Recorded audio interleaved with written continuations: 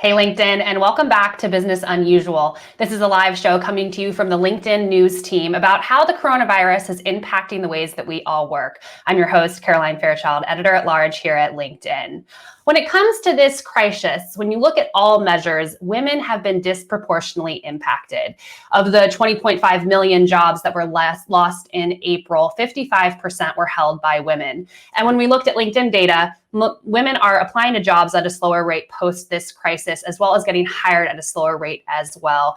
And a recent survey by Lean In and SurveyMonkey found that 31% of working women who are infected by this crisis feel like they have way too much to handle. Only 13% of working men said the same. On today's show, we're going to have a conversation with Rachel Thomas, who is the CEO and co-founder of Lean In, as well as Dee Poku, who is the founder and CEO of We Network, about these trends and more. But before we do that, I want to have a conversation with you. What's going on in your world? What is going on the ground for you? We want to have a conversation about how this crisis is impacting you and impacting your work. So say hi to us in the stream. Let us know what's happening on the ground with you, and we'll have a conversation about that on today's show. Before I bring on our guests, I do want to speak to the LinkedIn data that was published earlier this week in Working Together, our weekly series on the changing face of U.S. business, where we took a look at LinkedIn data really to get a sense for how different generations are being impacted by this crisis, as well as how the different genders are being impacted as well. And what we found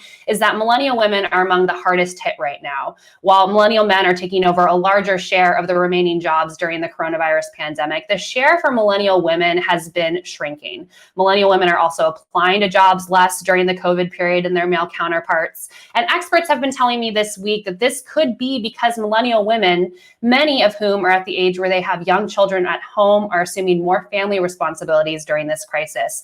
And while the pandemic will eventually come to an end, the fear is that women's careers could suffer in the long term. So I'm excited to bring on Rachel Thomas from Lean In, as well as Dee Poku from the We Network, to talk to us about these trends and more. Hi, Rachel. Hi, Dee. Thank you so much for joining us on today's show. Thank you for having us. Rachel, let's start with you. Experts are telling me that the potential reason for this is just the fact that millennial women, they have a lot of stress in the home right now with young families. Lean In did a recent survey along these themes. What did you find with that survey? When you talk about women overall, we know 1 in 4 women say they're experiencing extreme anxiety, like a racing heartbeat, compared to just 1 in 10 men. So that's women and men overall. And then when you look at millennial women, we know they're suffering from more anxiety. We know that women are doing about 71 hours on average of housework and childcare a week, and that's women with families and children. Men in the same situation are doing about 51 hours. That's 20 hours difference. That's a part-time job. And we looked at the data through the lens of millennial women. Given your research, and millennial women are doing much more work than millennial men and more work than women overall. So we're worried about women and burnout, women and anxiety, and the impact that's happening on them at home and also in the workplace. I think it tracks very closely your data. I'm not surprised millennial women are not raising their hand more or applying for new jobs. I think they're struggling to get by day to day. They are literally doing so much at home right now. Right. And Dee, talk to us about what your members of the We Network are telling you in terms of how they are balancing, if that's even, was that a word before this crisis? It's definitely not a word during it. How they're handling this pandemic and what it means for them.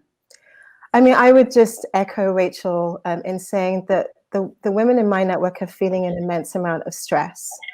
They're just completely overwhelmed. For those who are lucky to have jobs, and I say lucky because there is this sense, if you kept your job and you weren't furloughed and you weren't laid off, that you are lucky, and so you have to still perform, to ensure that you sort of keep your place within your company. And so there's that stress of ensuring that you are, you're performing to the same level that everybody else is. And then you have this added burden of really having 3 jobs. So we are now teachers. We're having to homeschool our children. We are sort of caregivers and looking after the home. And then we have the jobs that we used to go out to work to do. And this really sort of came out of nowhere. There was no real time for preparation. One day we were sort of going to work and doing one thing, and then suddenly we had this sort of burden of taking on 3 major responsibilities in our homes. And I think, a lot of women we take all of these things incredibly seriously. We take our out of home jobs seriously. We take, obviously the raising of our children seriously and our homes seriously. And so, what I've really had to do is just strive to be less perfect. If I was remotely perfect before, but I've just had to let a lot of things go, and strive for the bare minimum. Well, I'm seeing a lot of women in the stream right now echoing and really resonating with what you guys are telling us right now. Caitlin says it's difficult working from home, just starting a new job the week of everything shutting down in New York. I'm 28. I feel like we are held to a higher standard to perform. I do feel this is a step back for my career. Caitlin, thanks so much for joining us. Shannon said, career, homeschooling 2 kids, household needs, cleaning, shopping, and keeping mental sanity a priority for my entire family. Shannon, thanks for joining us as well. And if you're just joining us on the stream, this is Business Unusual. We're talking about how working women have been impacted by the coronavirus. Rachel, there was a point at the beginning of this crisis where I was reading a lot of thought pieces about this could be the time that maybe men and women rethink how they're shaping up household chores and childcare. But your survey points to this isn't the case, that women are still doing a majority of this. Why do you think that couples aren't having more productive conversations about, say, making the load a little bit more equitable for full-time working parents? I want to be clear, men are doing a lot more too. We're all doing a lot more. I think what happens is if you're a man and you want to get it right and you went from doing 20% of the housework to 30%, that feels like a lot to you, but you're still not doing half. And so I think a lot of it is the cognitive dissonance of not realizing how little or how big the gap was between what men and women are doing. And I do think men are stepping up. I think in a lot of households, men need to step up more. And I do think we need to start having some of those difficult conversations. About 2 weeks into this, I sat down with my husband and my 2 teenage kids and said, enough is enough. And I run a women's organization and talk about women's empowerment and these issues on a daily basis. And I had to say enough is enough. We're falling into the trap of too much landing on my lap. What do we need to do that's different? But that's hard if you haven't had those conversations with your partner previously. That's a hard conversation to have. But I hope that's why some of this data helps. You can say typical women are working 71 hours a week on childcare and caregiving and housework, and typical men are working 51 hours. And that doesn't sound fair. What does our family look like? What do we need to do different to change the balance internally in our own home? Right. I think that's a great point. Pointing to the data and then launching a conversation from there could be a good icebreaker for some couples who haven't had these conversations before. Dee, you mentioned the perfectionism that a lot of women, particularly working women, hold themselves to in every aspect of their lives. And now we're in a situation where if you're a working parent, you have the double burden of childcare as well as taking care of your job. What are the members of the We Network telling you in terms of how this is impacting their mental health? I mean, I just wanted to also jump on a point that Rachel made earlier, because there's the visible work and then there's the unseen work, right? And so there's, what a lot of people don't realize is that there is a lot of admin that goes into keeping your home running and keeping your sort of child in shape. And a lot of that, because it's unseen, it's still adding to our sort of burden, but not necessarily to the man. And so it's really a mindset approach, right? So I'm thinking about dentist appointments and what do we have in the home, and like just all of the sort of unseen like lists and things that I'm making that really are about planning for the longer term. And so you really have to have conversations about the planning process as well as the more visible aspects of sort of childcare and taking care of the home.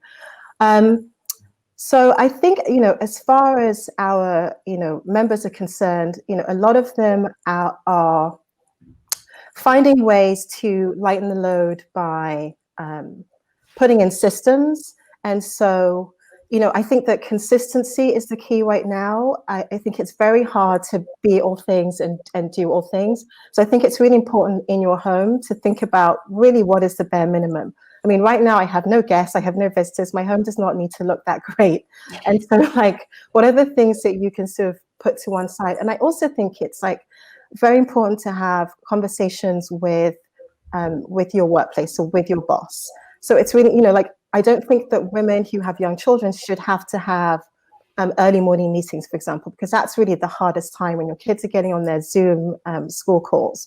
And so it's really about looking at the entire landscape, figuring out what is the minimum we need to do, I would say, to survive this period, and then having hard conversations both with your spouses or your partners, but also with your workplace. Right.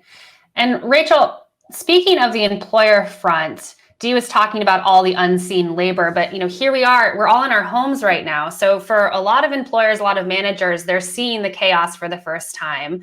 What did your survey find in terms of what employers are doing to support working mothers right now? I want to start by saying employers themselves, as we all know, are struggling so much. Many employers are trying to figure out how to make payroll, how to get to the next month, and they're doing that so that their employees get a paycheck. And so I have a lot of empathy for what employers are going through right now. But the data was pretty interesting, and I think shows a lot of room for improvement. Employees told us 41% of employees said that their companies had made any efforts to add more flexibility. Only 41%. Less than 20% of employees said that employers had changed their scope of work or adjusted priorities. And a third of employees said that a manager or someone from HR had explicitly checked in with them on their well-being. And if you're an essential worker, only 1 in 4 essential workers said that anyone had checked in on their well-being. So I think that shows a lot of room for improvement. This is really a time when companies and managers need to lead with empathy. And empathy means really understanding what everybody on your team is going through and trying to figure out how to make adjustments so that they can get through the day and they have reasonable goals. We've moved at Lean In to, as much as possible, a no deadline model. We've stripped back all the ancillary work and are only doing the basics to allow people to have more time and space to do what they reasonably can. So I know it's hard. No, there's no one size fits all solution for companies, but really stepping back and saying and realizing employees are at risk at burnout, women in particular at risk at burnout, and you need to figure out how to get your employees through this as healthily and with as much well-being as possible. And I am always cautiously optimistic. I hope that this pandemic is actually pushing organizations for some mindset shifts and some management shifts that may actually lead to more inclusive cultures and more of a focus on employee well-being moving forward. So knock on wood, there's a lot of work to do, but I do think that this is fertile ground for stepping back and thinking about how we're communicating with our employees and how we're supporting them. I agree that it's fertile ground, but it's also really challenging when you read headlines like, say, yesterday with Google rolling back on some diversity and inclusion efforts. Talk to me a little bit about how this really is a choice for employers. Either they can use this as an opportunity to continue to invest in diversity, or as we saw in the last recession, it actually saw a lot of companies rolling back in terms of what they were doing on that front. I mean, for me, it's incredibly disappointing to hear about what's happening, because, these are really hard fought gains. Like, women have worked so hard, campaigned so hard to get into these positions, and to have all of that fall away, to have all of that roll back in an instant is, it was incredibly disheartening. And I think, it's not only sort of tough for us, but I think, well, not only bad for us, it's bad for the economy, it's bad for employers, it's bad to have less diversity, gender, or racial diversity in your workplaces. And so I think employees really need to use this time to think about policies that are really going to support not only women, but also people of color in their organizations, and really think hard about how they can sort of innovate and think ahead. Because this is just the beginning. This is not a one-off thing. Like, this is a situation that where we see no particular end. This is something that is going into the long term, and so we need long-term solutions from employers. If you're just joining the stream, this is Business Unusual, where we're having a conversation about how the coronavirus is impacting women at work. A fresh look at LinkedIn data saw that millennial women in particular are applying to jobs at a slower rate right now amid this crisis, as well as getting hired at a slower rate as well. I'm sitting down with leanin.org's CEO, Rachel Thomas, as well as the founder of the We Network, Dee Poku, where we're talking about this. I want to say hi to some of the women on the stream who are resonating with the conversation. Jessie says it takes teamwork. As a family of 7, even the kids need to get involved. Sabrina says these times are difficult for men and women. However, it's the inequality of the home roles, plus adding homeschool, living in close quarters, 24/7, et cetera, that makes it more challenging. Rachel, what's going on the home front for you? You have a 13-year-old and a 15-year-old at home right now. How's homeschooling going? Any tips for the parents on the stream in terms of what's been working for you? I don't have a magic answer. I mean, a lot of what Dee said really resonates with me, which is I've long got rid of perfection. My bar has been pretty low for a long time, and it's really low right now. And what I mean by that is, I'm trying to work full time, run Lean In the foundation, make sure 2 kids are staying pointed in the right direction, make sure we're having meals, and those family meals are something hopefully a little bit special and a time to get together every day. And that means I'm sometimes walking over loads of laundry. I don't know if you noticed, I was actually like organizing the room behind me before we got on because, I just have thrown out the playbook. And I think that we need to do that. I think stepping back and really focusing on what matters. So for me, the 2 things that matter every day are the family gets out together, whether that's for a walk or a bike ride. Our golden retriever is the happiest she's ever been. And we have some type of proper meal around the table where it feels like, we're actually having real family time together, and something that's a little bit maybe more unique, a little bit more special than what we did previously. Thank you to New York Times Food for all the great recipes. But in all seriousness, doing that well and making sure we have those moments of family time, making sure the kids are being as successful as possible at school, which is super hard now. My daughter's middle school is doing an amazing job with homeschooling. My son's high school, not so much. And so, kind of helping them get through that. But it's really just prioritizing what really matters to us as a family and letting a lot of the rest of the stuff fall away. Right. We haven't seen a perfectly clean house in weeks. Yeah. If my husband is watching right now, I'm sure he'd love for me to take up your advice. I've been nagging him about small things like leaving plates in the sink. Maybe I should stop doing that at this time period. I'll give that for food for thought for later. Dee, you have a 7-year-old son at home right now who I've actually had the pleasure to meet. How are things going for you? Anything that you want to share? Sure. I mean, I think at the beginning of this crisis, a lot of very well-meaning, wonderful sort of friends and colleagues would send me, suggestions and ideas and links to websites and virtual zoo visits and, online yoga classes for kids. And and at first I was grateful. And then it just became, there was an onslaught. Actually, I started to feel inadequate as a parent because I couldn't really sort of manage all of this. And I couldn't create these sort of color-coded charts that I was seeing on the internet. And so I had to just put all of that to one side and really, hone in and prioritize. I mean, I've been lucky with my son, and actually there's, been a silver lining to this in that my 7-year-old is now completely proficient on a computer. So he goes to his laptop, turns it on, he logs in, he gets on Zoom himself, he gets on Google Hangouts, he changes his background, he's in the chat portion, he's downloading PowerPoint presentations, he's teaching himself to code. It's been quite something. So I think I have the next Mark Zuckerberg on my hands, which is kind of, a positive from this. But other than that, I think that, when you have young kids, they really want a lot of your time, and you feel this sort of pressure to spend hours with them. And actually, sometimes it's just like 10 minutes of just honing in on them for like one silly activity. And for them, that 10 minutes is 4 hours for you. And so I think it's like the little things, like taking 5-10 minute breaks to go and do something with them, and then getting back to your work. I have to say screen time has increased exponentially, and I'm good with it for the moment. Right. Yeah. Screen time, I think, is up all the way around. Doesn't really matter your age right now.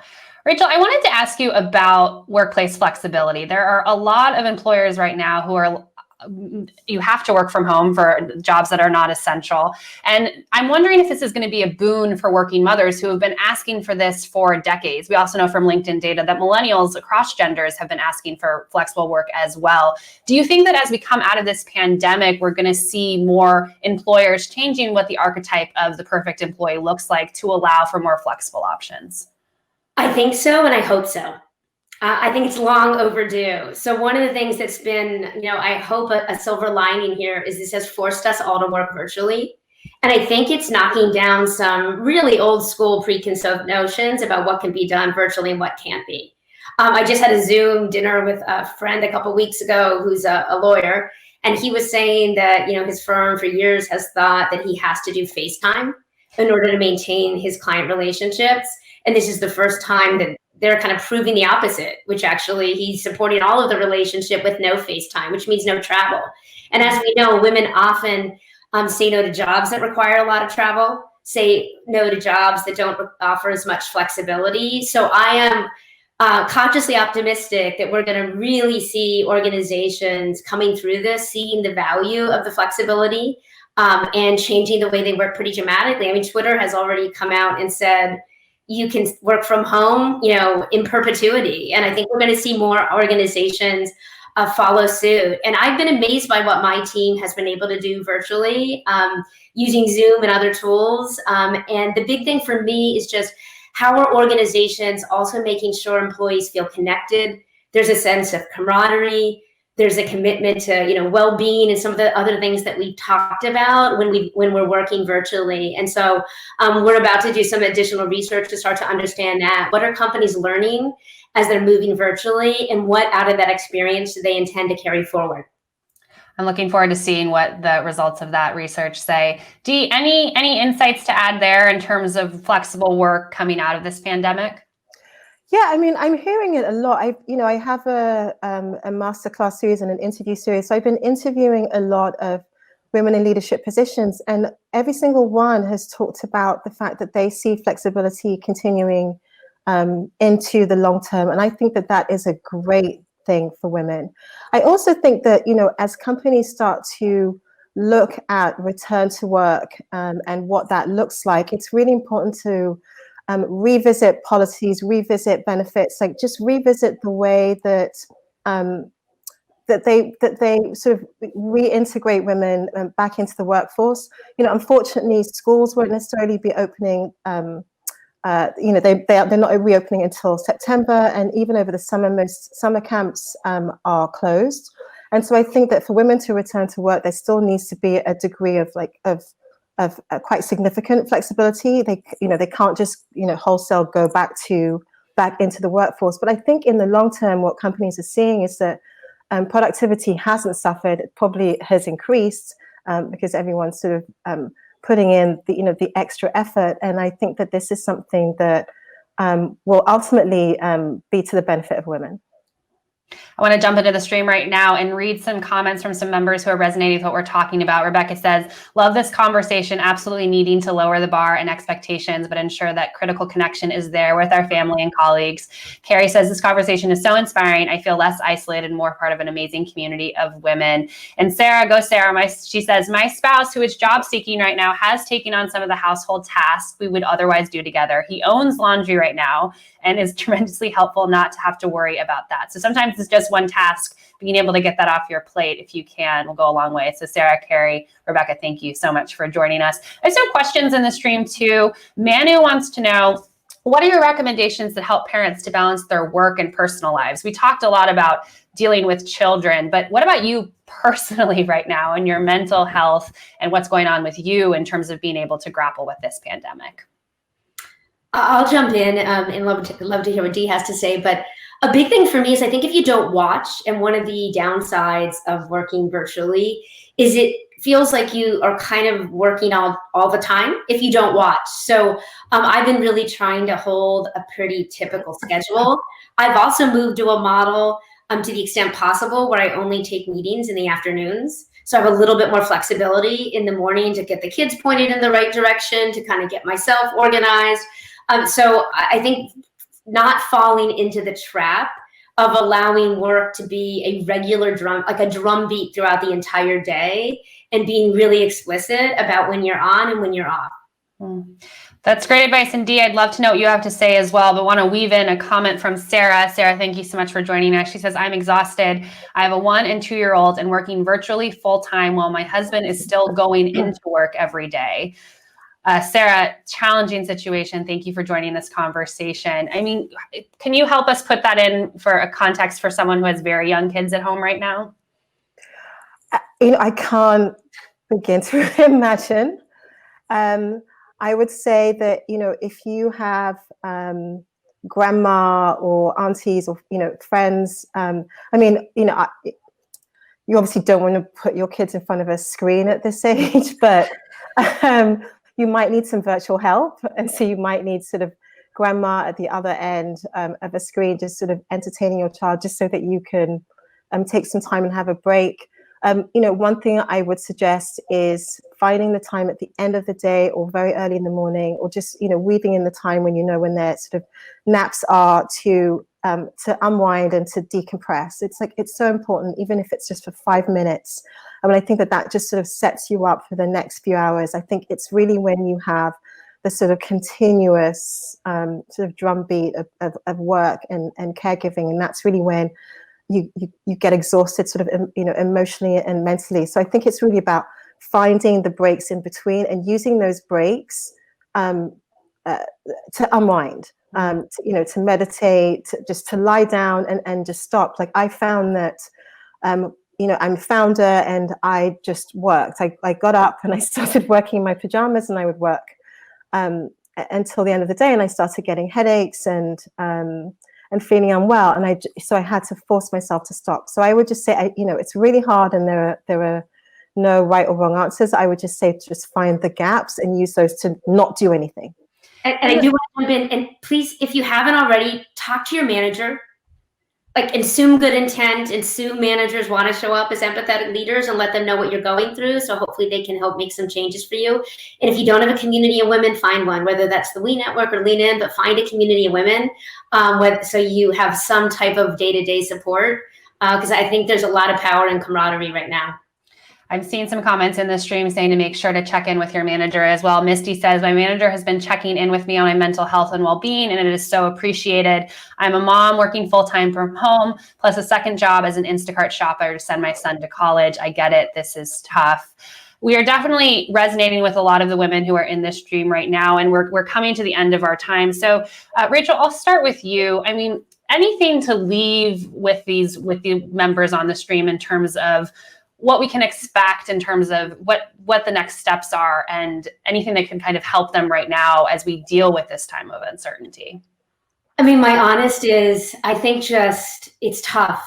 And I hope, if anything you're hearing, both anecdotally, from the women in our community, all we hear over and over again is how hard it is globally. Everywhere in the world, women are talking about how hard it is. The data show that.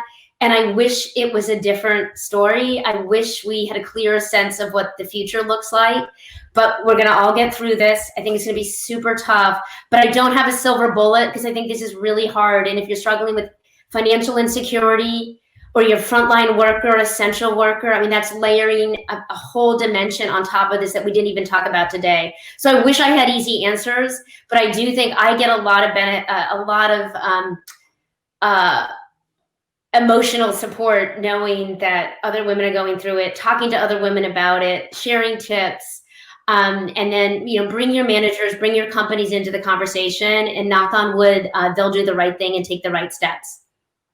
Great point. Dee, I'll kick it over to you. Yeah, I mean, I would just echo what Rachel said, and I think it's really important to just speak up right now. Don't hold all of these emotions and feelings in. So speak to your work, speak to your managers about what you're going through, and see if you can figure out a schedule that will work for you. Speak to your spouse or your partner. I actually did an interview with Eve Rodsky. It's a great book if you want to read that. And she said that when you want to speak to your partner about sort of difficult issues, don't do it in the moment. Do it when emotions are low and cognition is high. So wait until the end of the day and try and have a sort of balanced, unemotional sort of conversation about what needs to be done. Think about splitting responsibilities, thinking about, the woman who talked earlier about handing over laundry. So like split tasks and take responsibility for things so that there is sort of clear delineation. And then finally, ensure that you have a network of women you can speak to, because we're all figuring this out as we go along. And so it's really about what are the women in your community, in your life doing, and really sort of taking advice and tips from them. Well, Dee and Rachel, I know I speak for the stream when I say thank you so much for sharing your insights on today's show. I always enjoy talking with you. Best of luck on the homeschooling front for both of you, and I hope to talk to you soon. Thank you.